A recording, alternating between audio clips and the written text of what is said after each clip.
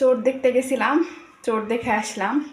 আমার বাসার চুরি হওয়া তো প্রায় কয়েক মাস হলো। তো এখন পর্যন্ত আমার বাসায় কিভাবে চুরি হয়েছে শুধু মনের ভিতরেই রাখছি।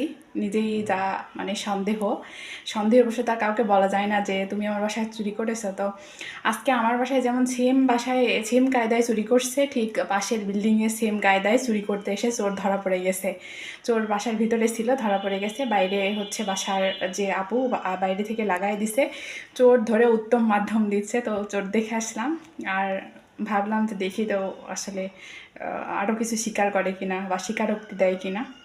তো উত্তম মাধ্যম দিচ্ছে দেখে চলে আসছে, আর কিছু করার নাই। আর আমার বাসায় চুরি হয়েছে, এটা শুধু আমার আফসোস যে আমার বাসাতে এরকম এরকম ঘটনা আমার লাইফে কখনো ঘটেনি। আমাদের বাড়ি বা বাসা, আমরা যেখানে থাকি, এরকম জায়গায় চুরি হয়। তো খুব খারাপ লাগছিল যখন শুনছি যে আমি রাজশাহীতে ছিলাম। তো আমি বাসা থেকে 2 দিন হয়েছে রাজশাহীতে যাওয়া, বাড়িতে যাওয়া, তবে আমার বাসা চুরি হয়েছিল। আজকে চোরের উত্তম মাধ্যম দেখে আসলাম, একটু শান্তি লাগতেছে। হতে পারে এরকম, বা এখানে আমার বাসাটা চুরি হয়েছিল বিল্ডিংয়ের ভিতরেই সবাই জড়িত ছিল।